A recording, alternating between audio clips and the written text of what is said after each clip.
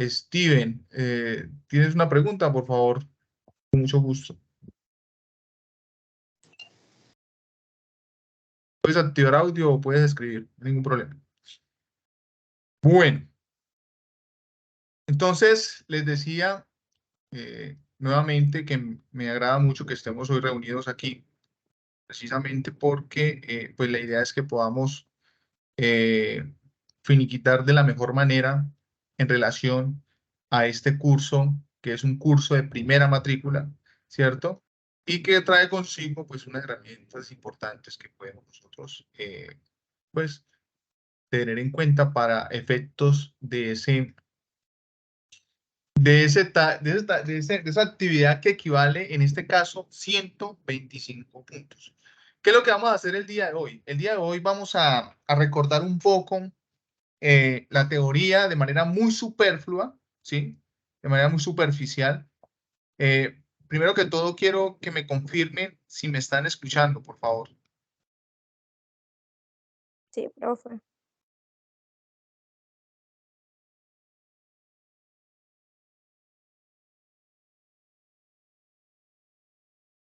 ¿Me están escuchando?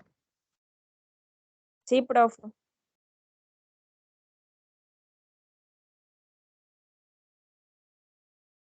Espera un momentico, me pongo los audífonos porque no los escucho. Yo no los escucho a ustedes. Un momento.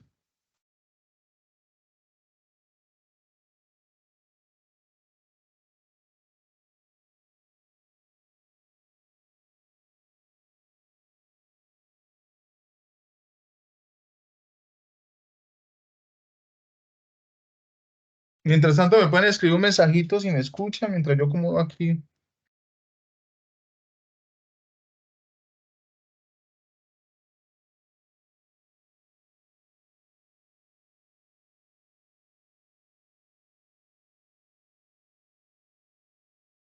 ¿Sí? ¿Me escuchan bien?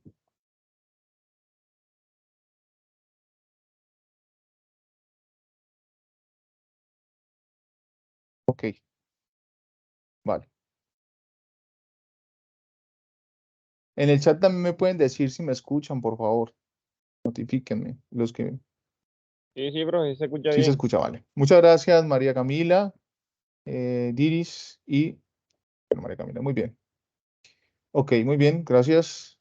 Bueno, entonces, la metodología de esta noche en el trabajo que vamos a hacer hoy es, vamos a hacer un recorderis de todo lo que vimos durante el momento intermedio, ¿cierto? Momento intermedio que fue en relación con, pues, teoría de conjuntos, leyes de inferencia, cuantificadores lógicos. Entonces, vamos a tratar de abarcar en su gran medida y vamos a tratar de responder algunas preguntas en relación, pues, a esas temáticas. ¿Listo? Entonces,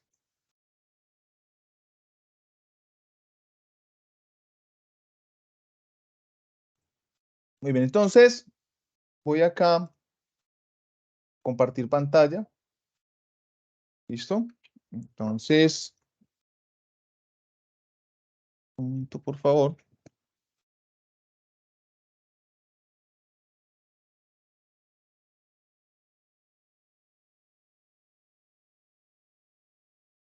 Un momento.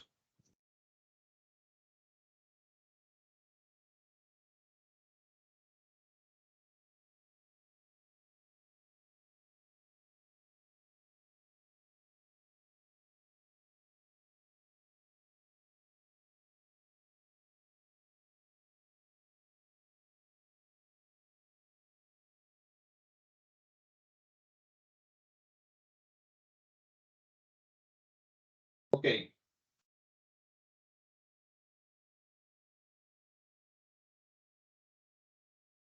Ahí me escuchan, ¿no?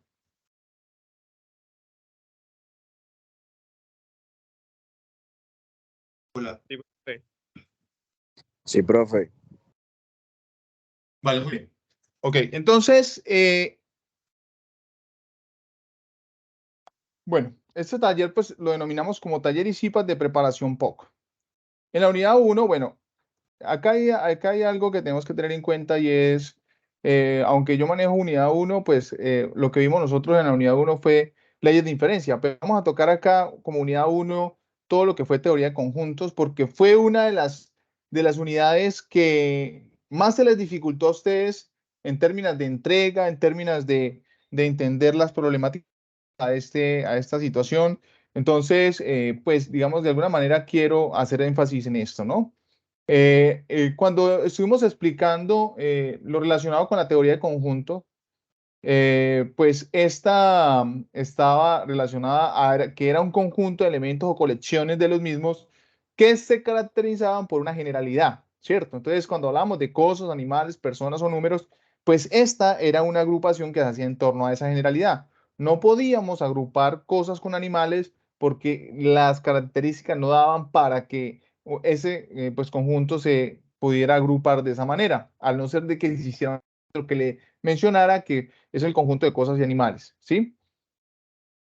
En este caso, pues digamos, una de las representaciones que manejábamos allí y que lo hicimos con una mayor preponderancia fue lo relacionado con los diagramas de Venn, Euler, que pues en este caso era una circunferencia o una elipse.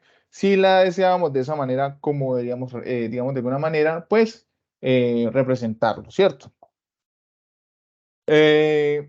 En este caso, el conjunto A y el conjunto B, pues pertenecen al conjunto universal, ¿cierto? Pues el decir que pertenece quiere decir que está incluido dentro del conjunto universal y esta es la particularidad de este conjunto, ¿cierto?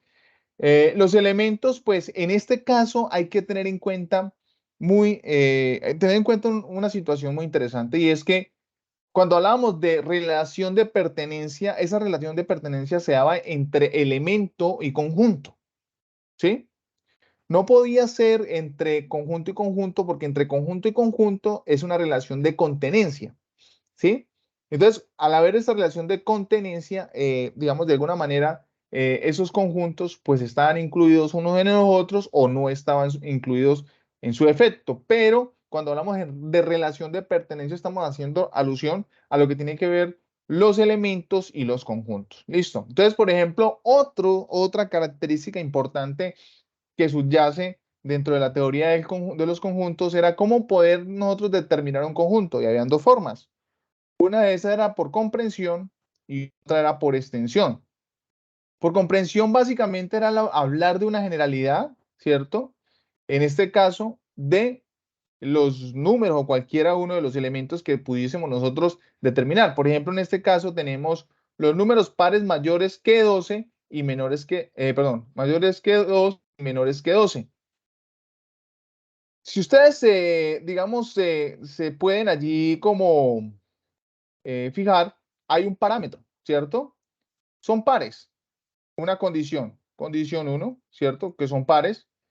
Y la condición 2 es esa desigualdad, por ejemplo, que tiene que ser mayor que 2 y que tiene que ser menor que 12. Mire que no me está incluyendo ni al 2 ni al 12. ¿Por qué? Porque si me los incluyera, entonces la desigualdad tendría que decir mayor e igual a 2 y menor e igual a 12. Acá me está diciendo estrictamente mayor a 2, estrictamente menor a 12. Entonces, claro, por extensión, pues por extensión básicamente lo que me está diciendo o me plantea es, a ver, si yo hago una generalidad por comprensión, yo por extensión tendría que nombrar uno a uno los elementos que en sí comprenden pues esta dinámica. Entonces, por ejemplo, 4, 6, 8, 10 son los elementos que son mayores que 2 y menores que 12. ¿Listo? Entonces es importante tener en cuenta eso. Ok. Entonces, uno de los elementos importantes que hay que tener en cuenta al momento de identificar la teoría de conjuntos es cuando estamos hablando de conjuntos infinitos, finitos, unitarios y vacíos. Pues ya nosotros hemos tocado con mayor énfasis cuando estamos hablando de conjuntos infinitos, que son conjuntos que no son contables, ¿no? Son los conjuntos que no se pueden enumerar ni por por comprensión sí se puede. Pero, y de hecho por extensión también tienen su representación. Lo que pasa es que no son contables. ¿Qué quiere decir que no sean contables? Pues que no hay una forma de poder determinar a ciencia cierta, digamos, la cantidad de elementos, o sea, su cardinalidad viene siendo infinito, ¿cierto? Los conjuntos finitos son aquellos que de alguna manera son contables. Entonces, por ejemplo, los elementos, de hecho, por ejemplo, como mencionábamos, esta situación acá, esto es un conjunto finito precisamente porque pues los elementos que están allí son contables. En este caso, pues según la cardinalidad de este conjunto sería 1, 2, 3, 4 elementos, ¿sí? Ahora, cuando estamos hablando del conjunto unitario, ¿cierto? El conjunto unitario, pues el conjunto unitario es aquel que se compone única y exclusivamente por uno de los elementos que conforman un conjunto universal. Entonces, digamos, en este caso, el 7, pues es un único elemento que conforma el conjunto R. Y el conjunto vacío es aquel que no tiene ningún elemento que lo constituya, o sea, un elemento que pertenezca a ese conjunto, como es en este caso S. Entonces, ese es el conjunto, pero no hay ningún elemento que pertenezca a ese conjunto, ¿cierto? Ahora, algo que también tocamos con una mayor preponderancia fue lo relacionado con la cardinalidad del conjunto. Y decíamos que la cardinalidad básicamente es contar los elementos que contiene un conjunto, ¿cierto? Entonces, por ejemplo, el conjunto A tiene una cardinalidad de 6 elementos, el conjunto B una cardinalidad de 7 y la cardinalidad de C una cardinalidad de 4 elementos. Esa cardinalidad básicamente compone en gran medida los elementos que están, digamos, relacionados a esos conjuntos y que en su efecto, pues son contables. Por lo tanto, esta tipología de conjuntos son conjuntos finitos porque son contables. Ahora, ¿qué sucede entonces cuando estamos hablando de los conjuntos, por ejemplo, los números reales, enteros, racionales, reales? Pues estos conjuntos, pues al ser números infinitos, tienden, pues de alguna manera, a hacer que su representación, ¿cierto? Cardinalidad, por ejemplo, de los conjuntos de los números naturales, en este caso, pues es infinito. ¿Por qué? Porque pues en este caso no se pueden contar, son números infinitos y por lo tanto su cardinalidad es infinita. ¿Listo? Ahora, al conjunto A, por ejemplo, en este caso, cuando mire que aquí ya vamos a hablar algo de una relación, ¿cierto? Esta es una relación, ¿sí? De contenencia. Y es una relación de contenencia precisamente porque, mire que acá me dice, al conjunto A está contenido en el conjunto B. Si todo elemento del conjunto A pertenece también al conjunto B. Y entonces, mire que efectivamente, si nos damos cuenta, ¿cuáles son los elementos de A? A, E, I, O, ¿cierto? ¿Y cuáles son los elementos de B? A, E, I, O, B, C, D. Si nos damos cuenta, los elementos de A, que es A, E, I, O, están en B. Por lo tanto, podemos decir que A está contenido en B. Ahora, si existe por lo menos un elemento, a ver, si existe por lo menos un elemento de A que no pertenece a B, se dice que A no está contenido en B o A no es subconjunto de B y se simboliza con A, en este caso no contenido, pues en este caso la misma simbología que la anterior, sin embargo, pues con una rayita para decir que no, ¿cierto? Que no está contenido en B. Entonces, miremos los elementos de A, E, I, O, U. Los elementos de B, A, E, I, O, B, C, D. ¿Qué quiere decir? Que en este caso, si nosotros hacemos B, ¿cierto? Por ejemplo, el U. Mire el elemento U. El elemento U, ¿cierto? No está en B. Y el solo hecho de que U no esté en B, esto hace que A contenido en B. ¿Listo? Esa es una condición necesaria y suficiente para que ese conjunto no esté contenido. ¿Listo? Muy bien.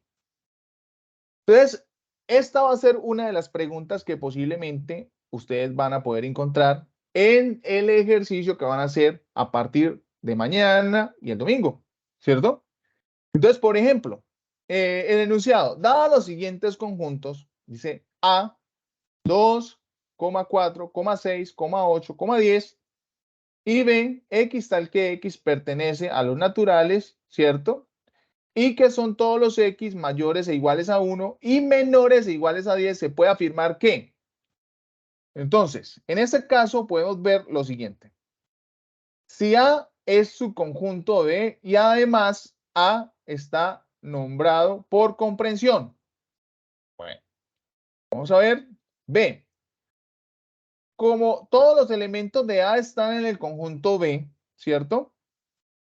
Entonces, A y B tienen una relación de igualdad. Bueno, vamos a ver. T. La intersección entre A y B tienen ¿cierto? Como resultado, el conjunto vacío. D. A es un subconjunto de B y además B está nombrado por comprensión. ¿Cuál creen ustedes que es la opción correcta? A ver.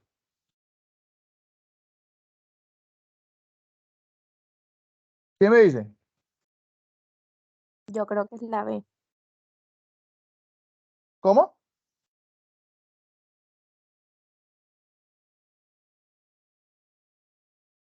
No es la B, profe. ¿La B o la D?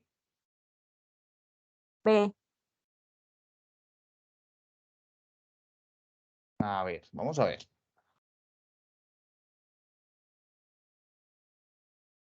La B me dice, como todos los elementos de A están en el conjunto B, A y B tienen una relación de igualdad. ¿Cuáles son los elementos de B?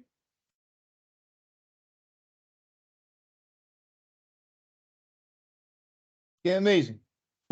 Ahí está por comprensión. ¿Cuáles serían todos los elementos de B? Del-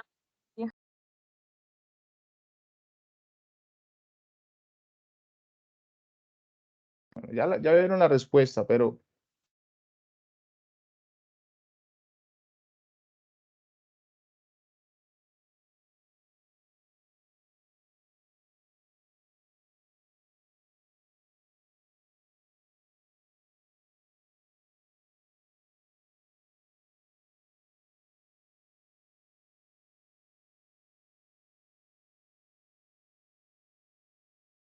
¿cuáles son los elementos, de B? ¿Quién me dice?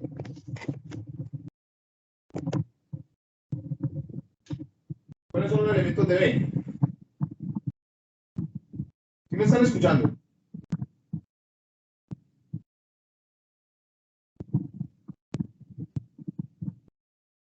Hola, ¿me confirman? Profe, yo supongo que es del 1 al 10. Exacto, claro, así es. En este caso sería 1, ¿cierto? 2, 3, 4, 5, 6, 7, 8, 9 y 10. Si ustedes se fijan, miren que acá me está incluyendo el 1 y me está incluyendo el 10. Ahora, A, ¿cierto? Es igual a ¿qué? A 2, a 4, a 6, a 8 y a 10. Miren que lo que nos decía la compañera, que posiblemente pueda ser B, no podría ser. ¿Por qué? Porque me está diciendo lo siguiente. A ver, como todos los elementos de A están en el conjunto B, entonces A y B tienen una relación de igualdad. Y para que exista una relación de igualdad, los elementos de A y los elementos de B tienen que ser exactamente los mismos. Pero en este caso, descartando esta, por ejemplo, la A dice A es un subconjunto de B y además A está nombrado por comprensión. No, no es así, porque A está nombrado por extensión, o sea que descartar. C. La intersección entre A y B tiene como resultado un punto vacío. No, porque la intersección sería 2, sería ¿qué? 4, sería 6, sería 8 y sería 10. O sea, no puede ser, la descartamos. Pero la D nos dice, A es un subconjunto de B, efectivamente, porque los elementos de A están contenidos en ¿qué? En B, o sea, pertenecen a B también. Y además, B, me dice, o sea, este conjunto B es un conjunto por comprensión. Efectivamente, la respuesta correcta es la D. ¿Comprendido hasta ahí, mis estimados estudiantes? Sí, profe. Muy bien. Ok. Bueno. Algo que nosotros tocamos allá dentro de la teoría eran las operaciones, ¿cierto? Cuando hablábamos, por ejemplo, de la unión, de la intersección, de la diferencia simétrica. Son operaciones que hay que tenerlas muy en cuenta porque estas operaciones nos permiten a nosotros entender la dinámica de cómo poder resolver situaciones, problemas en donde se enmarquen, pues en este caso, esta tipología de ejercicio, ¿cierto? Entonces, por ejemplo, mire, recordemos un poco acá, ¿cierto? La unión, pues son todos los elementos de tanto A como B unidos. La intersección son los elementos que se intersecan entre A y B. La diferencia son los elementos que pertenecen única y exclusivamente. Si estamos diciendo A diferencia B, son los elementos que pertenecen única y exclusivamente a A. Pero si tenemos B diferencia A, son única y exclusivamente los elementos que pertenecen a B. Entonces, de manera gráfica, si yo tengo un conjunto acá, tengo otro conjunto acá, acá, un conjunto acá y otro conjunto acá, este A diferencia B y este B diferencia A, ¿cierto? Entonces, efectivamente, nosotros nos vamos a ir acá y vamos a decir A diferencia B. Entonces, A diferencia B son los elementos que pertenecen única y exclusivamente a A. Pero si tenemos B diferencia A, son los elementos que pertenecen única y exclusivamente a B, asumiendo de que este es A y este es B. Este es A y este es B. ¿Listo, mis estimados estudiantes? Y luego ya la diferencia simétrica, pues prácticamente es la unión, ¿cierto? Es la unión de A diferencia B unido B diferencia A y me da como resultado esto que tenemos aquí. ¿Sí? Ahora, miremos esta situación problema. Mire que tenemos un conjunto universal, ¿cierto? El conjunto universal es A, B, C, D, E, F, G y J, ¿cierto? Entonces nos dicen, a ver, encontremos A diferencia simétrica B. Mire que acabamos nosotros de mirar cuál es la diferencia simétrica entre A y B. Entonces, en este caso, si nosotros nos fijamos, A diferencia simétrica B son los elementos que pertenecen única y exclusivamente a A y única y exclusivamente a B. Si nos fijamos nosotros, nos vamos a dar cuenta de que los elementos que pertenecen única y exclusivamente a A es A y D, y los elementos que pertenecen única y exclusivamente a B es E y F. Es así entonces como nosotros podemos visualizar que esa es la diferencia simétrica. Ahora, si tenemos A unión C, ¿qué quiere decir? Que hay que considerar los elementos que pertenecen, pues, tanto a A como a C. ¿Cuáles son esos elementos? Pues A, B, C, D, F y G. Son los elementos que pertenecen a ambos conjuntos. ¿Listo? A ambos conjuntos. Muy bien. Ahora, A intersección B. A intersección B. A intersección B son los elementos que tienen en común el conjunto A y el conjunto B. En este caso, ¿qué elementos hay en común entre ellos? Si nos fijamos, los elementos en común vienen siendo B y C. Esos son los elementos que tienen los dos conjuntos A y B en común.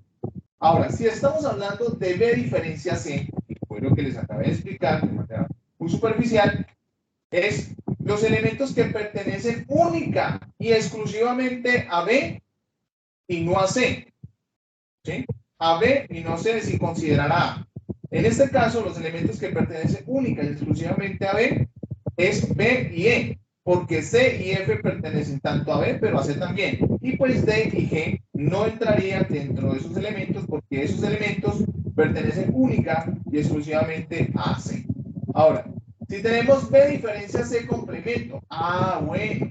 Es decir, mire que aquí hay un elemento importante que es digamos, el complemento de un conjunto.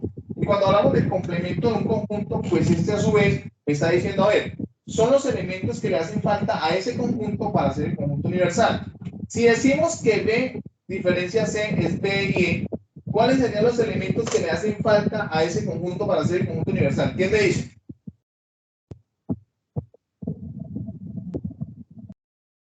A ver, lo escucho.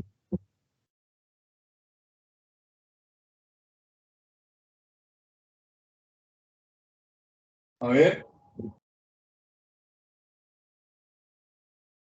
¿Me están escuchando?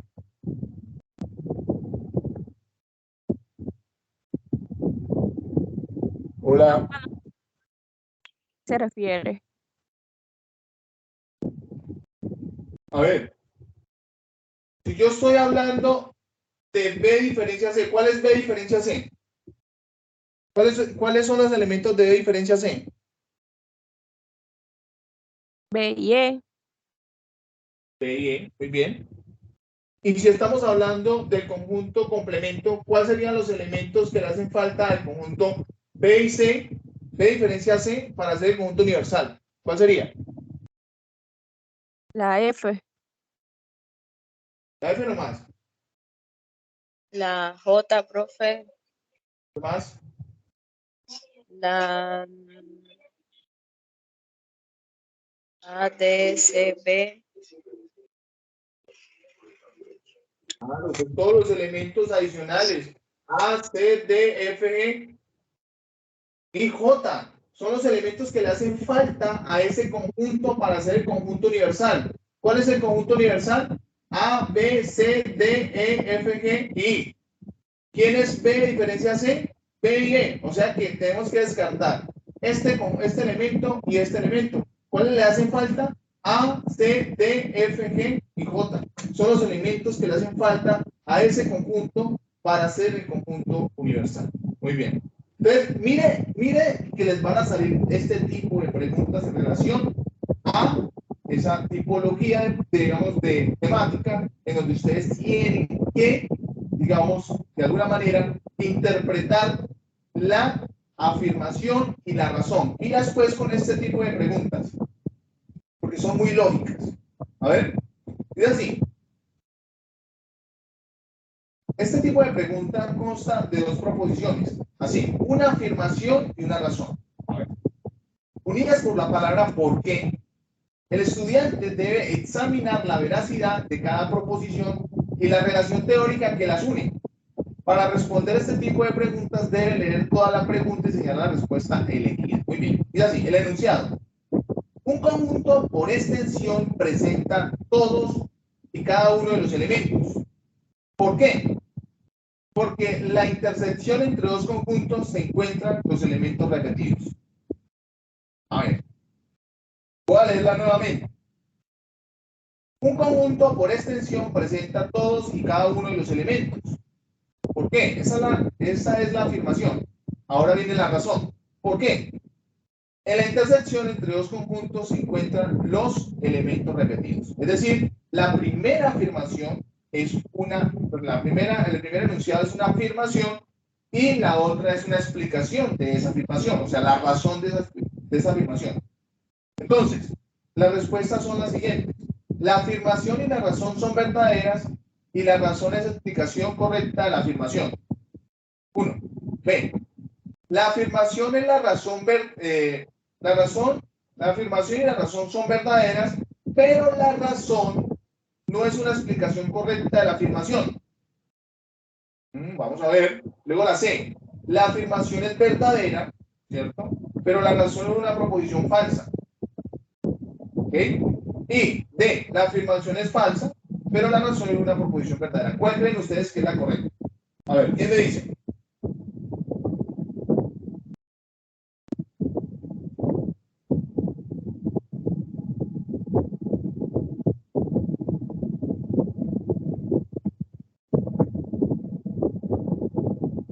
Hola. ¿Me escuchan?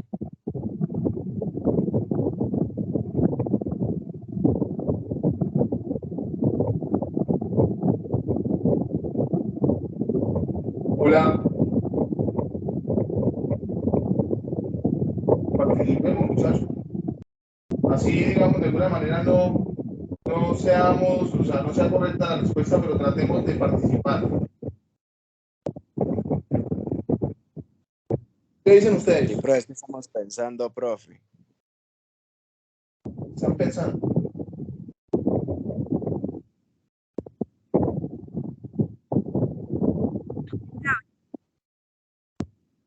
La La B. la B. La afirmación y la razón son verdaderas, pero la razón no es una explicación correcta de la afirmación. Excelente, muy bien. ¿Por qué crees tú que es la verdadera?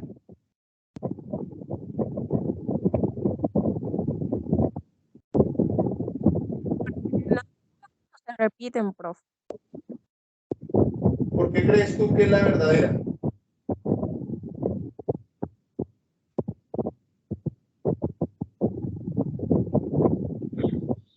Porque la explicación no concuerda con el enunciado, porque habla de una cosa y se refiere a otra cosa. Bueno, otra afirmación, perdón, otra razón. Muy bien, sí, muy bien, excelente. Pero ambas son verdaderas, ¿verdad?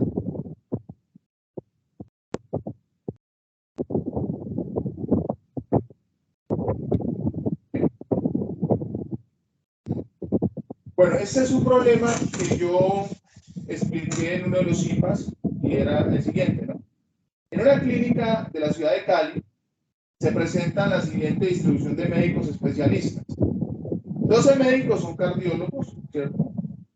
10 son neurólogos, 12 son internistas, 7 médicos son neurólogos e internistas. Por otro lado, 8 médicos son cardiólogos e internistas. Además, 5 médicos son cardiólogos y neurólogos. Y por último, se sabe que 4 médicos tienen las 3 especialidades. Entonces, yo una de las recomendaciones que le daba a mis estimados estudiantes era siempre comenzar por las intersecciones mayores, porque eso nos va a permitir a nosotros tener una claridad frente a este sistema, ¿cierto? Entonces, por ejemplo, cardiólogos, neurólogos e internistas, ¿cierto? Entonces, 4 médicos son de las tres especialidades. ¿Qué quiere decir? Que van en intersección de los conjuntos. Luego nos dice, 7 médicos son neurólogos e internistas. Ahí tenemos que tener cuidado porque ya 4, digamos de alguna manera, esos 4 que están allí, aunque tienen las 3 especialidades, también tienen 2. Entonces, ¿qué quiere decir? Que cuando pongamos los 7, tenemos que tener en cuenta esos 4 que están allí para sumar entonces 4 más 3, 7. ¿Listo? 4 más 3, 7. ¿Ok? Y cuando de pronto encontramos enunciados, por ejemplo, como 7 médicos son neurólogos e internistas, pues esto nos va a permitir a nosotros tener claridad precisamente. ¿Por qué? Porque cuando hablamos de neurólogos e intensivistas, la E se reemplaza por I, y ustedes saben que la I en lógica matemática es una intersección. Eso en teoría de conjuntos. ¿Sí? Ahora, 8 médicos son cardiólogos e internistas. Vuelvo y les repito. Hay que tener en cuenta que ya hay 4, ¿cierto? Entonces, de los 4, más 4, pues serían 8 médicos cardiólogos. Además, 5 médicos son cardiólogos y neurólogos. ¿Qué quiere decir? Que como ya tenemos 4, entonces tendríamos que poner solamente 1 para completar los 5 médicos que tienen o que son de especialidad cardiólogos y neurólogos. ¿Bien? Entonces, si en este caso decimos que son 12 médicos que son cardiólogos, pues efectivamente lo que tenemos que hacer es, de esos 12, restarle 4 más 1, que son los que, digamos, de alguna manera, ya hacen parte del conjunto, solo que tienen otras especialidades. Lo mismo los 10, pues efectivamente hacemos 10 menos 3 más 4 más 1, y eso me da 2. Y por último, entonces, 12 que son internistas, ¿cierto? Pues hacemos efectivamente la misma operación, 12 menos 4 más 4 más 3, y eso efectivamente me da. Las preguntas son las siguientes. ¿Cuántos médicos tienen una única especialidad? ¿Quién me dice? 6, profe.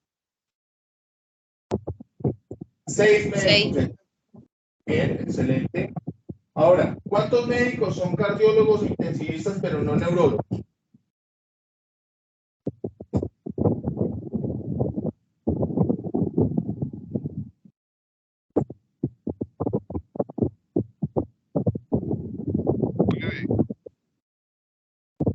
Cuatro médicos.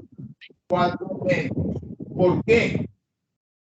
Porque mira, es que la pregunta es muy clara, mis estimados estudiantes. Me están diciendo, ¿cuántos médicos son cardiólogos e intensivistas? La primera afirmación, ¿cierto? Es una intersección. ¿Entre quién? Entre cardiólogos e internistas. Eso, bueno, acá no es intensivista, sino internista. Estos hay que tener muy en cuenta por qué. ¿Por qué? Porque en este caso, además de decir que hay una intersección entre cardiólogos e internistas, pero no neurólogos. O sea que estos 4 que están acá no podrían entrar. ¿Por qué? Porque esos 4 que están allí son personas que además de ser cardiólogos e internistas también son neurólogos. Y en la afirmación me discrimina que no podemos considerar los neurólogos. Por lo tanto, son 4 médicos. ¿Listo? Hasta ahí, perfecto, mis estimados estudiantes. ¿Hay alguna pregunta? Por favor, ¿alguna objeción frente a lo que he explicado hasta el momento?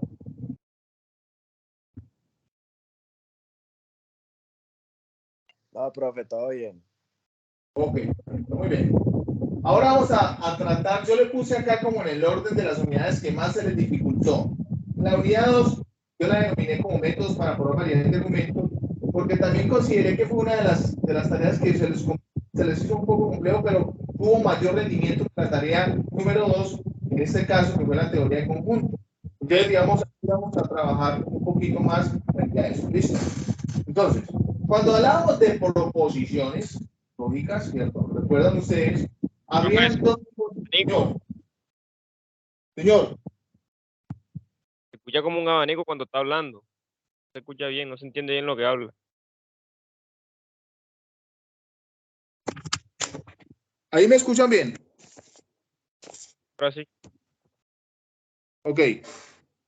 Cuando estábamos hablando de las proposiciones lógicas, ¿cierto? Cuando hablamos de las proposiciones lógicas, en este caso hablábamos de que habían unas proposiciones que eran compuestas o proposiciones que eran simples. Las proposiciones simples eran aquellas que eran únicas y eran una afirmación que se le podía dar una veracidad, ¿cierto? Una afirmación veraz o falsedad. En este caso, esto nos hace entonces, digamos, entender que cuando hablábamos de proposiciones simples, por ejemplo, era como, hoy está lloviendo en la ciudad de Bogotá. Podríamos darle una razón de verdad, ¿cierto? Una validez de verdad o falsedad, ¿cierto? Pero cuando decíamos, hoy vamos a ir a cine o iremos a... o iremos de piscina. Ahí estábamos, en este caso, considerando dos proposiciones que estaban relacionadas por un conector lógico que era el O, ¿cierto? Entonces, esa era la diferencia que había entre una proposición simple y una proposición compuesta, ¿cierto? Entonces, nos encontramos, por ejemplo, con estas son proposiciones simples. Entonces, el sol es amarillo. La raíz cuadrada de 25 es 5. La luna es un satélite natural. Estas son afirmaciones que se le pueden dar un criterio de validez, en este caso, ya siendo si es verdad o es falso, ¿cierto? Ahora, para tener en cuenta, a ver, no son proposiciones. Por ejemplo, levanta la mirada al éxito. Eso no es una proposición porque no se le puede dar un criterio de validez. Es decir, no se le puede decir si es verdad o falso, ¿cierto? O por ejemplo, excelente trabajo de matemáticas. Eso es una afirmación. Bueno, es una exclamación donde pues no se le puede dar un criterio de validez. O sea, no se puede decir si es verdad o falso. Además, ¿a qué horas es la clase de lógica matemática? Mire que no estamos haciendo ni una afirmación, estamos haciendo es una pregunta. Y al hacer una pregunta, pues no podemos interpretar eso como una proposición. ¿Listo? Nosotros tocamos de alguna manera lo que era la negación, la disyunción, la conjunción, el condicional, el bicondicional, que eran conectores lógicos que me permitían a mí entrelazar ideas o afirmaciones que me permitían entonces comprender un argumento lógico natural, ¿cierto? Entonces, en este caso, por ejemplo, tenemos la conjunción que digamos, representada por I, la disyunción que se representaba por O, la negación que se representaba por no, y condicionales sí, puntos suspensivos, que ahí va una parte de la proposición, entonces, y el bicondicional que es sí y solo sí. Su representación semiótica o simbólica de estas expresiones o estos conectores lógicos era esto lo que tenemos acá, o estas expresiones que están acá que me representan la negación, o este que es el condicional, o este que es una doble implicación que en este caso, pues sería un bicondicional, ¿cierto? Entonces, en estas pruebas vamos a encontrar, por ejemplo, con una pregunta como esta, ¿cierto? Este es un tipo de pregunta que se desarrolla en torno a un enunciado, problema o contexto frente al cual usted debe seleccionar aquella opción que corresponda correcta al ítem planteado entre 4, digamos, identificadas con la letra A, B, C y D, y solo una de esas opciones responde correctamente la pregunta. El enunciado es el siguiente. Recordando que los operadores lógicos de la lógica proposicional son conjunción, disyunción, bicondicional y negación. ¿Cuál es el símbolo que representa el conector del bicondicional? A ver, ¿quién me dice? Sí, profe. La C. La C. La C, excelente, muy bien.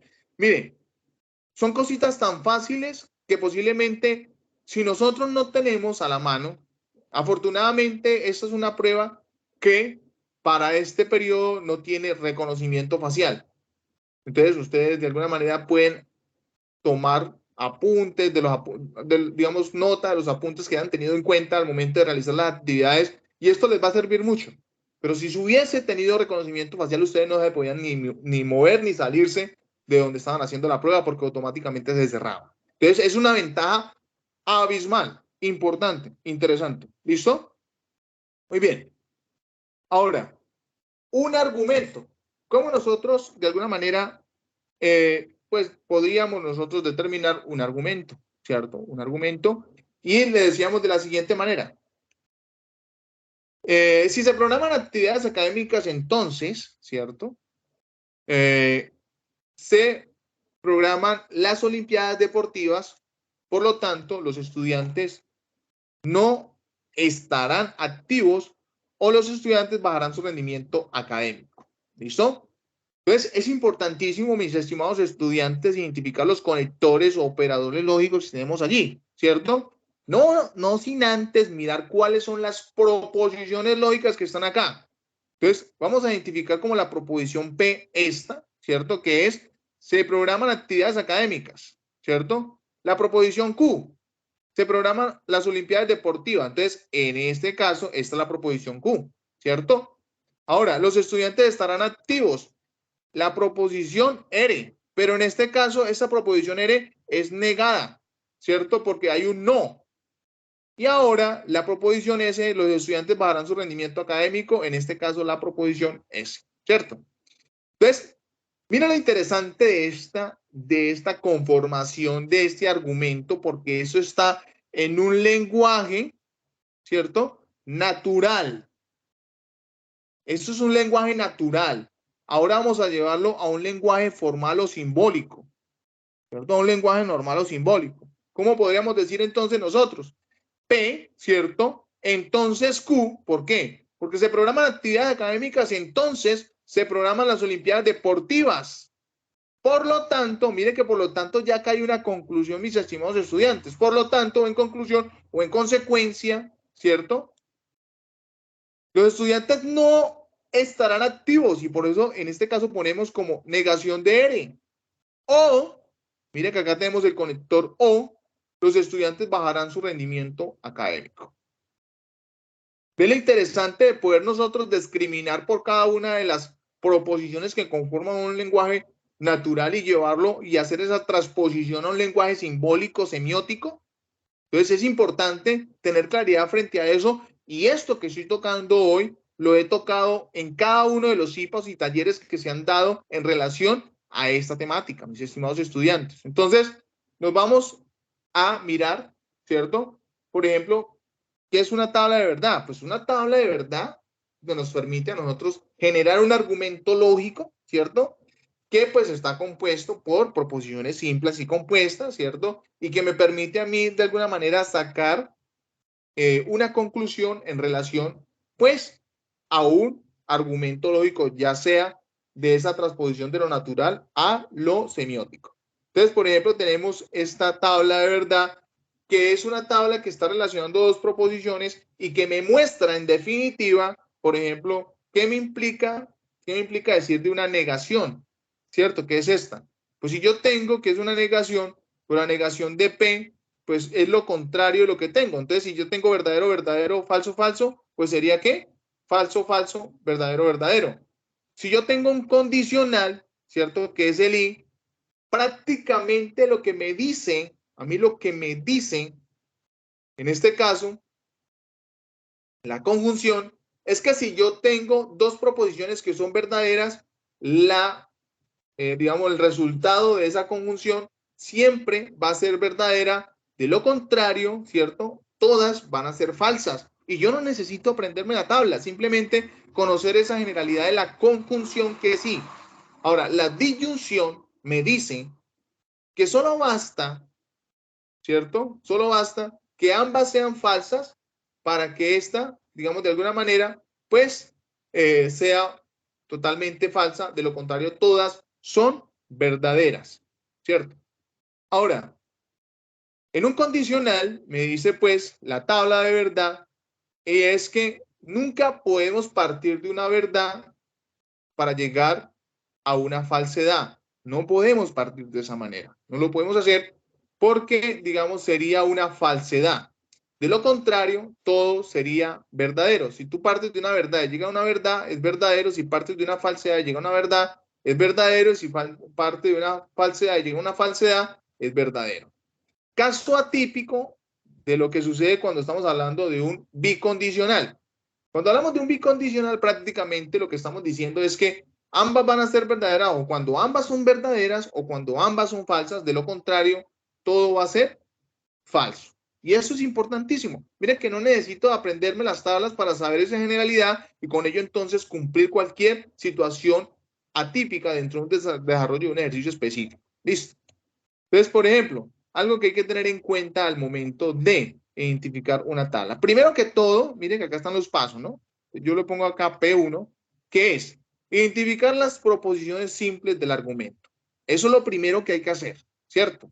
Eso es lo primero que hay que hacer. 2, luego asignar las variables a las proposiciones simples. Claro, asignar es la proposición, digamos como el paso 2, que es asignarles variables a las proposiciones simples, que fue lo que hicimos ahorita, ¿cierto?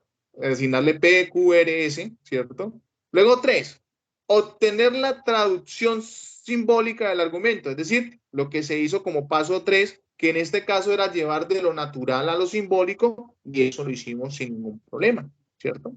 Luego hacemos una combinación de todos los valores de verdad, pero ¿cómo se hace eso? Por medio de esta formulita que me dice 2 elevado a la n, donde n es el número de proposiciones simples que componen el argumento. ¿Cierto? Y por último, resolver las operaciones lógicas, que fue la tablita que les acabé de mostrar. ¿Cierto? Muy bien.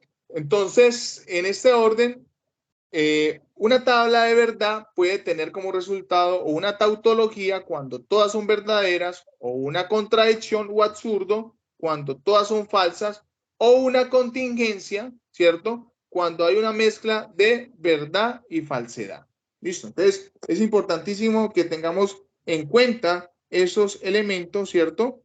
Ya que esto nos permite de alguna manera tener claridad frente a lo que es una conclusión de una tabla de verdad. ¿Listo? Entonces, mire, vamos a ver esta situación que vuelve y nos pone una afirmación y una razón, y es muy interesante precisamente. ¿Por qué? Porque nos va a salir mucho de estas preguntas. ¿Listo? A ver, el enunciado me dice lo siguiente. La proposición compuesta, a ver, la proposición compuesta P entonces Q y P entonces Q es una tautología. ¿Por qué? En una contradicción, el resultado de la tabla de verdad es falso para todos los valores de verdad de la proposición simple. Opción A. Si la afirmación y la razón son verdaderas y la razón es una explicación correcta de la afirmación. B. Si la afirmación y la razón son verdaderas, pero la razón no es una explicación correcta de la afirmación. C. Si la afirmación es verdadera, pero la razón es una proposición falsa. D. Si la afirmación es falsa, pero la razón es una proposición verdadera. ¿Cuáles creen ustedes o cuál creen ustedes que es la correcta? Por favor, lo que ustedes crean, ustedes que es pertinente. A ver, los escucho.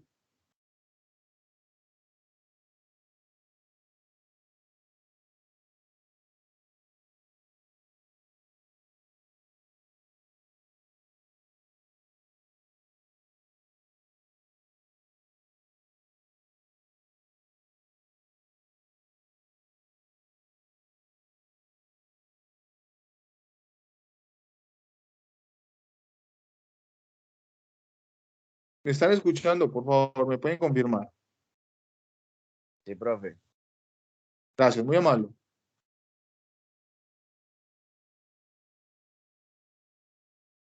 Un minuto.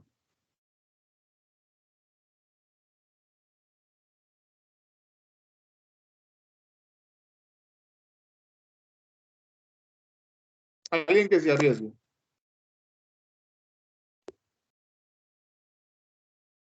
La C, profe. La C. ¿Alguien tiene alguna objeción frente a eso? Que diga, no, no estoy de acuerdo, es otra. ¿Por qué crees que es la C, hijo?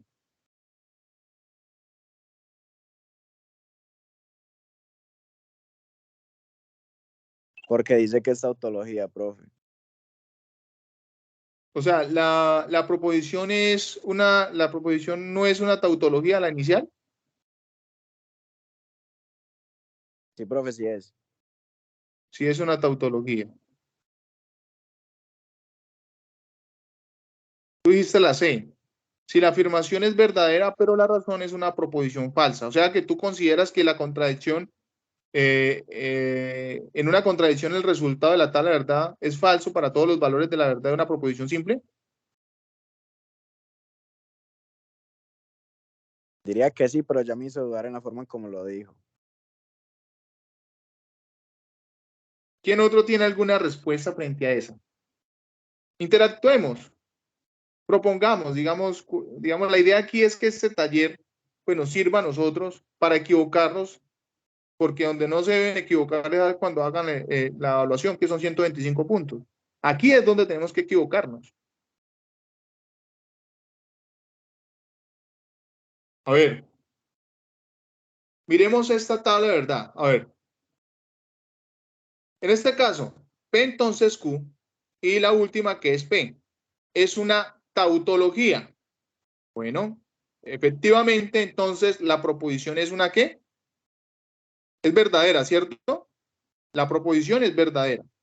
Ahora, la respuesta correcta en este caso me dice, a ver, sería la B. ¿Por qué? Porque en este caso, sí, la afirmación y la razón son verdaderas. Ambas son verdaderas, porque una contradicción es cuando los resultados de una tabla de verdad, cada una de esas tablas de esas proposiciones, son totalmente verdaderas. No, yo ahorita les acabé de mostrar. El resultado es todo es verdadero, es falso, cuando es una contradicción, ¿cierto?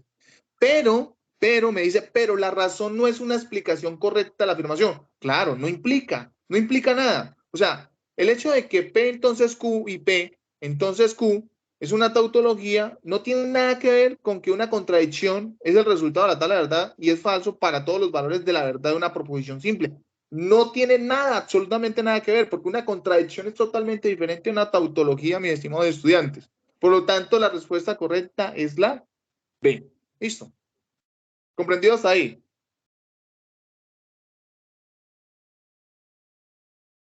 Sí, profe. Muy bien, muchas gracias. Ahora, las leyes de diferencia, mire, las leyes de diferencia nosotros pudimos darnos cuenta que las aplicábamos para un tipo de razonamiento, que en este caso era un razonamiento deductivo, ¿cierto? Ese razonamiento deductivo nos permitía a nosotros demostrar el conocimiento y no crearlo.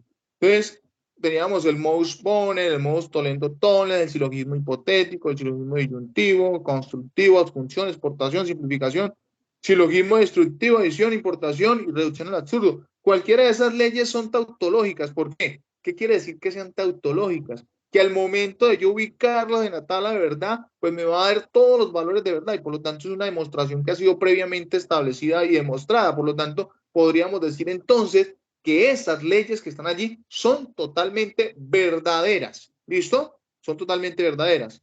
Entonces, a ver, nos va a salir un enunciado como en este caso. Nos dice, el siguiente lenguaje simbólico representa una de las leyes de inferencia. ¿Cuál es esa ley? Me voy a volver acá un minuto. Miremos las leyes de inferencia. Miremoslas. El modus ponens, ¿cierto? El modus tollendo tollens, el silogismo hipotético, disyuntivo, constructivo, adjunción, exportación, simplificación, destructivo, adición, importación y reducción absurdo. Ahora, vámonos a la pregunta. El siguiente lenguaje simbólico representa una de las leyes de inferencia. ¿Cuál es esa ley? Si tengo P, entonces Q. Y tengo A ver, P, profe. ¿Cuál? La B. La B. Modus tollendo point. El modus tollendo point me dice P, entonces Q. Y si tengo negación de Q, entonces puedo tener a P. El modus point, el modus tollendo. ¿Cuál creen ustedes? Modo por A ver, miremos entonces aquí. ¿Cuál creen ustedes? Yo digo que es la C, prof. La C, modus poniendo ponen. Excelente, muy bien. Porque en este caso me están diciendo, si yo tengo P, que es el antecedente, entonces Q, que es el consecuente, y si tengo como segunda proposición el antecedente, puedo tener el consecuente de esa proposición de argumento. Por lo tanto, estaremos hablando de un modus poniendo ponent. Excelente, muy bien. Ahora miremos esta, a ver. ¿Cuáles de las siguientes proposiciones compuestas corresponden a las reglas de inferencia lógica? ¿Cuál es la 1 y la 2? La 1 y la 3, la 2 y la 4, la 3 y la 4. ¿Cuáles creen ustedes? Miren al lado derecho de sus pantallas y miren las opciones de respuesta. ¿Cuál es la correcta?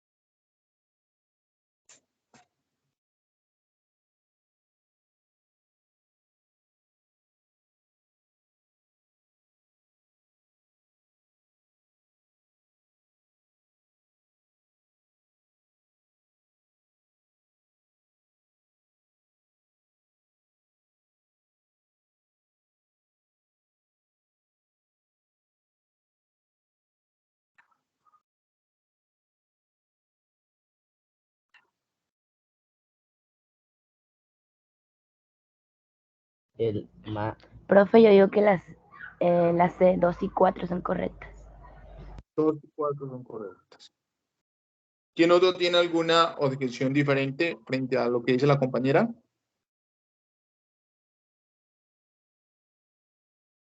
Esta no es correcta. Esta tampoco no es correcta. Esta es correcta y esta es correcta. La respuesta correcta, ¿cuál sería entonces? La D. La D. 3 y 4. La 3 me dice P, entonces es Q. Y si tengo la negación de Q, puedo tener la negación de P. Véala. Acá está. Ahora, P entonces Q. Y tengo Q entonces R, puedo tener a P entonces R. ¿Cuál es? Esta. Silogismo hipotético. ¿Listo? Entonces la opción correcta es la D. Muy bien, estimados estudiantes. Recordemos que para eso estamos aquí, para efectos de equivocarnos y poder aprender y no poder, digamos, de alguna manera, o tener, no tener digamos, de alguna forma de equivocación cuando ya estemos haciendo en realidad la actividad. ¿Listo? A ver, esta. ¿Cuál regla de inferencia corresponde a argumento anterior? A ver, se lo dije. ¿Cuál regla de diferencia corresponde al argumento anterior? A ver, dice así. Si María madruga el lunes, entonces sale más temprano de su casa y sale más temprano de su casa, llegará temprano al trabajo. Por lo tanto, si María madruga el lunes, entonces llegará temprano al trabajo. Pues volvamos a leerlo.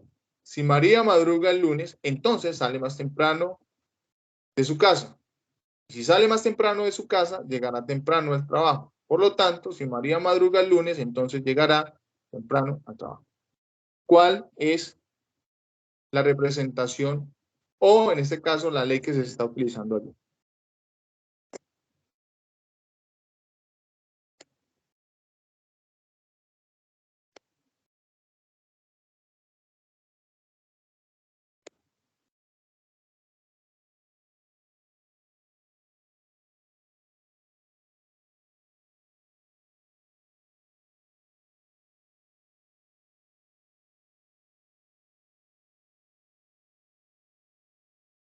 A ver.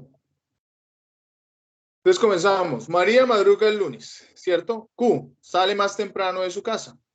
R, llegará temprano al trabajo. Entonces, si nosotros hacemos P, entonces Q. Q, entonces R, eso sería P, entonces R. Por lo tanto, ¿cuál sería la ley que se estaría utilizando ahí? ¿Quién me dice? Todos ponen, profe. Modus pone. ¿Quién más tiene alguna objeción frente a eso?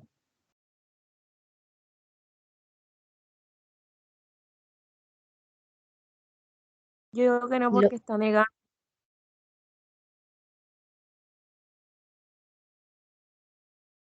¿Cuál crees entonces? Silogismo hipotético. Pues, silogismo hipotético. Excelente, muy bien. Es el silogismo hipotético.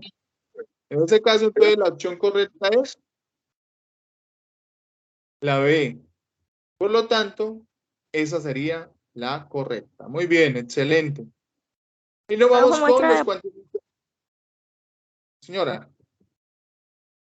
para que me haga el favor y muestre la diapositiva anterior. No, la otra. esta. La A ver. anterior de ¿Esta? esa, porque la otra donde salía las leyes. Esa. Ya. Bueno, vamos con la última unidad, que es la unidad 3, la unidad que más fácil les pareció a ustedes. Bueno, a mí también me pareció que fue una unidad muy, y hubo muy buena participación por parte de algunos estudiantes, otros regulares, pero hubo un poquito más de participación que la tarea número 2. En este caso, tocamos elementos relacionados con los cuantificadores lógicos. Y cuando hablamos de los cuantificadores lógicos, hacíamos alusión a los cuantificadores universales, existenciales, cuantificadores existenciales únicos, que tenían una particularidad muy interesante, ¿no? Por ejemplo, los cuantificadores universales eran particulares universales afirmativos y negativos. Entonces, cuando decíamos todos, éramos porque estábamos hablando de un cuantificador universal afirmativo, pero cuando decíamos ninguno, estamos hablando de un cuantificador universal negativo. Ahora, cuando hablábamos del cuantificador existencial, eran algunos de esos elementos. Entonces, algunos cumplen cuando era algunos de esos elementos, cuando hablábamos de algo en particular, o por lo menos alguno de esos no. Entonces, hablamos de un particular negativo, ¿cierto? Y el cuantificador existencial único, que es uno de los cuantificadores más interesantes. ¿Por qué? Porque de alguna manera me está particularizando, ¿cierto? Es particular, pero me está diciendo que solamente existe un solo elemento. Y efectivamente, entonces, por ejemplo, cuando decíamos, existe un único presidente en Colombia, eso es un cuantificador existencial único. ¿Listo? Entonces, por ejemplo, el universal, cuando decíamos universal es para todo, para cada, para cualquier, ¿cierto? Entonces, existe algunos, existen por lo menos uno, ¿cierto? Entonces, es importante poder nosotros determinar esa simbología que representa, en este caso, los cuantificadores lógicos. ¿Listo? Ahora, por ejemplo, algunas personas son responsables. A ver, existe, o sea, en este caso existe un X, P de X. P de X es la afirmación, entonces personas responsables. Y existe X, entonces es algunas. Entonces existen algunas P de X, o sea, personas son responsables. Es un cuantificador existencial, ¿no? Ahora, existe un único alcalde de Ibagué. Pues es un cuantificador existencial único. Entonces, cuantificador existencial único factorial de X, P de X. Ahora, todos los artistas son creativos. Eso es un para todo X, P de X. Porque es un cuantificador existencial afirmativo. Ahora, cuantificador existencial negativo. Algunas estrellas no son de color amarillo, entonces existe un X tal que negación de P de X, o sea, en este caso no todas las estrellas son de color amarillo. Y acá eso es un cuantificador universal negativo porque ningún político es corrupto. Pues nosotros podemos decir eso, ¿por qué? Porque lo vivimos y es algo que lo vivimos a diario. Entonces, para todo X, tal que X, negación de P de X. Entonces, es importante tener en cuenta y nosotros poderle dar una connotación a esas expresiones que me determinan a mí, en gran medida, lo que tiene que ver con las expresiones de los cuantificadores lógicos. ¿Listo? Entonces, recordemos que las proposiciones categóricas o declaración categórica Es un enunciado que afirma o niega que todos o algunos de los miembros de una categoría, el término sujeto está incluido para otro término predicado. Entonces, por ejemplo, todo planeta es esférico.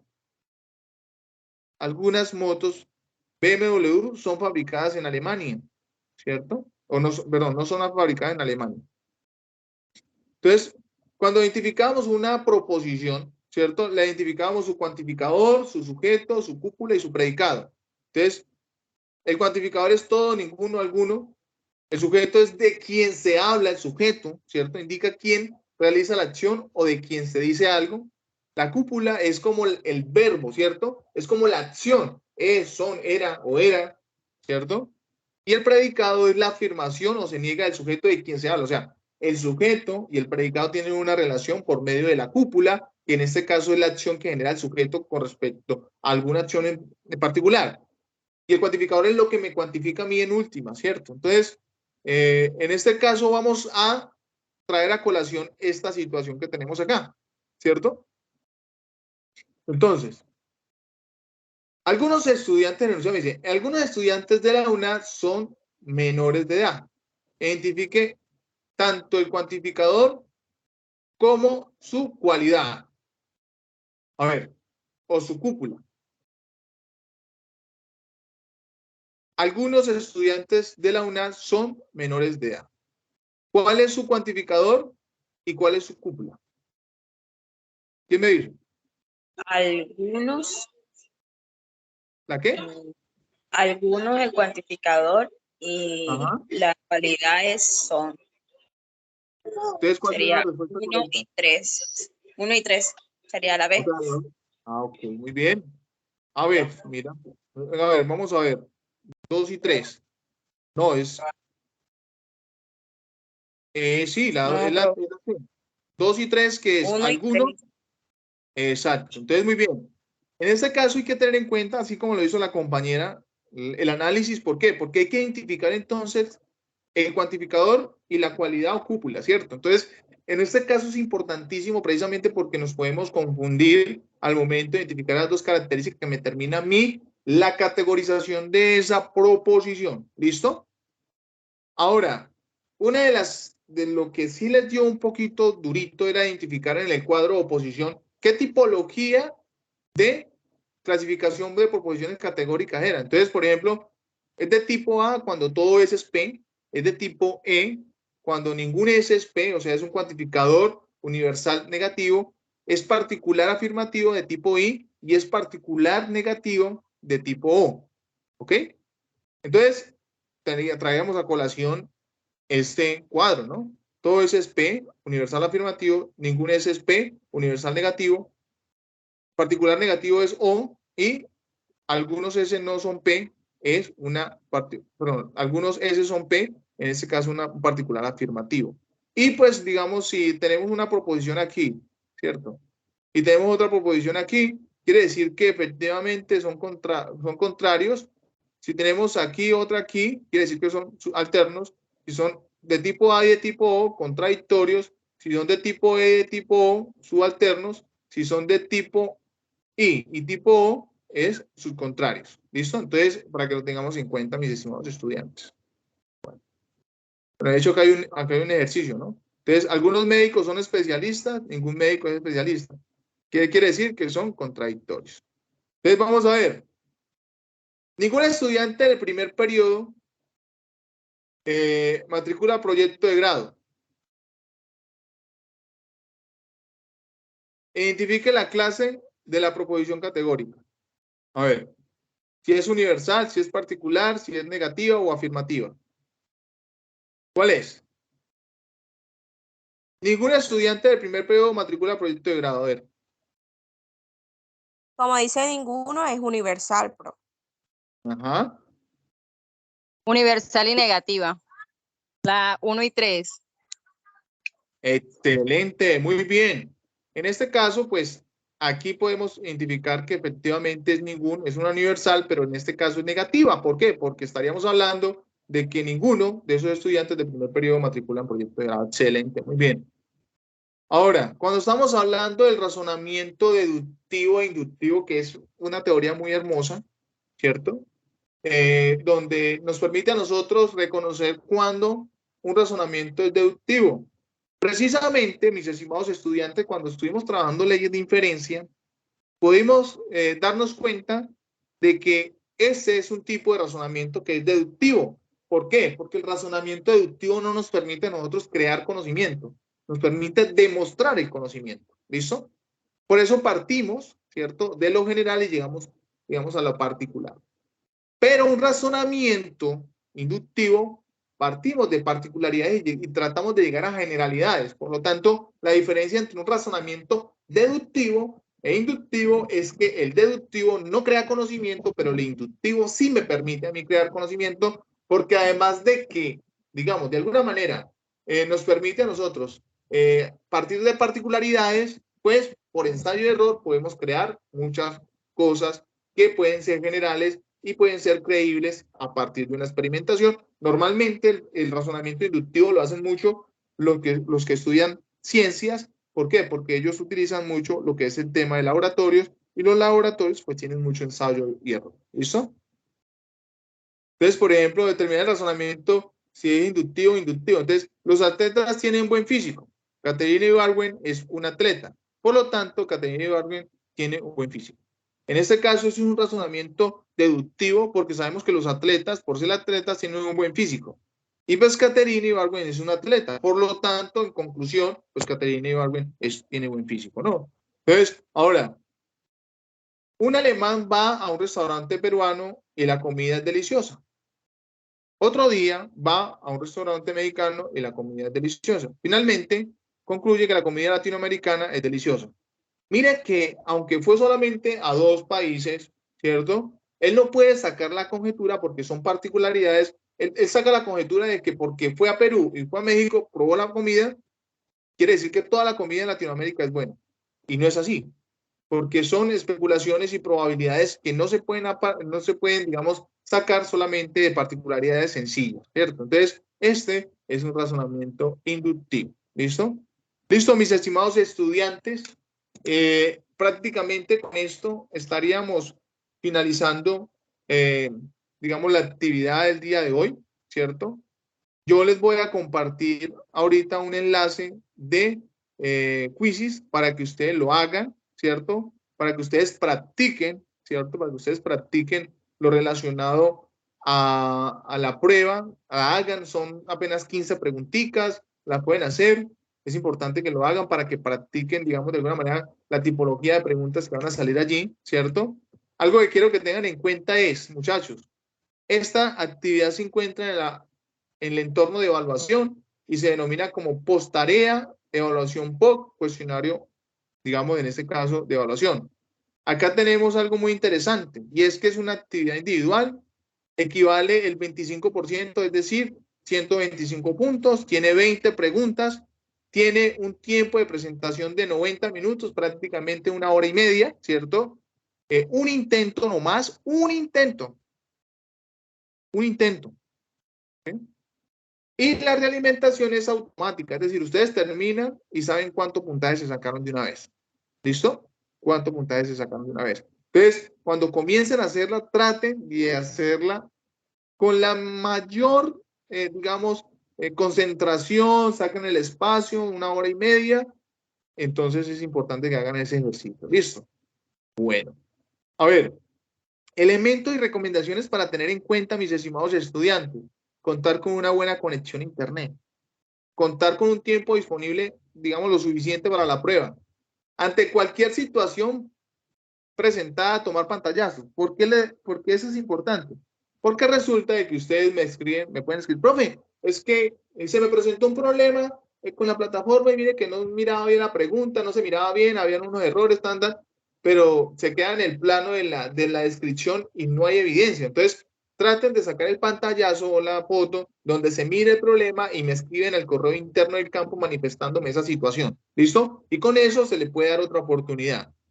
Y luego enviar un mensaje al correo al docente y director de cada curso donde explique la situación en este caso. ¿Listo? Esta pues no tendrá reconocimiento facial, que es importantísimo porque de hecho pues digamos las otras veces ha habido y digamos pues ha sido poco problemática el tema de la conectividad. La POD se desarrolla entre mañana y el domingo, entonces aprovechen. Yo por eso quise hacer este taller hoy, para que los conocimientos que adquiriéramos y lo que recordáramos el día de hoy, pues que le fuera un poquito más fresco para poder desarrollar esa prueba. A ver, el tema de los supletorios son para aquellas personas que pierden, ¿sí? Aquellas personas que pierden. Se desarrolla entre el 4 y el 9 de diciembre. ¿Listo? Perdón, la solicitud. La presentación entre el 6 y el 13. La solicitud de habilitaciones entre el 9 y el 15. Presentación de habilitaciones entre el 12 y el 17. Entrega de calificaciones y habilitaciones entre el 3 y el 19 de diciembre. Cierre de periodo académico del 7 al 20 de diciembre y evaluación de estudiantes a docentes. Pilas, muchachos. Por favor, recuerden que tienen que hacer la evaluación del docente también, porque eso es importantísimo. Y ya para descripciones de opción de grado, si alguno hay aquí que esté ya finiquitando, aunque no creo que sea así, pues van del 31 de mayo al 2 de agosto de 2023, que eso ya pasó. Aquí, muchachos, está la descripción de la actividad, ¿cierto? Ustedes la terminan el 3 y ya el 4 ustedes ya tienen su nota de la posttarea. Y con eso, mis estimados estudiantes, podemos dar por finalizado el taller de esta noche. Les agradezco mucho la participación. Espero haya sido de su total agrado, en este caso, este proceso de formación. Yo hubiese querido que en su gran mayoría hubiesen participado de estas estrategias, precisamente porque lo que yo hago es tratar de facilitarles el proceso a ustedes. Soy el tutor de ustedes, de todo el proceso que se ha llevado a cabo. He tratado de enviarles ayudas pedagógicas tanto por el correo interno del campus como por también la plataforma, digamos, de Teams. Hay un grupo, si ustedes no saben, ustedes están agregados ahí porque yo los agregué, ¿cierto? Ahí está toda la información que se les ha enviado. Les he enviado información por correos institucionales y al correo personal también les he enviado información. Adicional a eso, les he creado un grupo, ¿cierto?, de difusión de información en WhatsApp, que lo compartí en cada mensaje que enviaba el enlace del grupo de WhatsApp para que ustedes se inscribieran. Entonces, los medios y digamos las ayudas pedagógicas han estado. Entonces, yo lo que les recomiendo, mis estimados estudiantes, es hagamos uso de eso. Hagamos uso. Ya este periodo, digamos, pues ya nos queda muy poco. Pero para una eventual, digamos, curso, hagamos uso de eso. Porque es que estamos, o sea, yo trato de suministrarle todas las herramientas a ustedes, pero aún así siempre siguen habiendo falencias. Entonces, es una recomendación que les hago de manera muy respetuosa, porque, digamos, de alguna manera quiero que este proceso se desarrolle de la mejor manera. Entonces, si hay algún comentario al respecto, con mucho gusto le puedo solucionar. Y si no, por favor, miremos tanto el grupo de Teams como el de WhatsApp que he creado, que hay como unas 80 personas allí. Por este chat voy a compartir ahorita el enlace de Teams, de Quizzes, para que hagan la prueba. Y con eso, entonces, mis estimados estudiantes, quedo atento a alguna pregunta, inquietud o objeción frente a lo que se ha explicado y, o si no, ya cerraría. Los escucho. Profe, primero que todo, buenas noches. Segundo, pues darle las gracias por las ayudas, por todo lo que, o sea, todas las ayudas pedagógicas que usted nos dio, las formas de entrar a los IPAs y todo eso. Pues como ya, personalmente, como ya no nos volvemos a ver, por decirlo así, ni en llamada, ni por el correo y eso, pues gracias, profe, por todo. Y pues sí, eso. Que feliz Navidad también. Vale, Jamper, muy bien. Muchas gracias. Profe, buenas noches. Bueno, darle muchas gracias por todo lo que, pues, siempre estuvo ahí al tanto con nosotros. ¿Verdad? Que en las retroalimentaciones, ahí, corrija, mire esto, pero siempre estuvo ahí pendiente de nosotros. Y, profe, ¿verdad? Que muchísimas gracias por lo enseñado y por lo aprendido a nosotros. Bueno, que pase un feliz año y que Dios lo bendiga. Vale, muchas gracias, Melissa.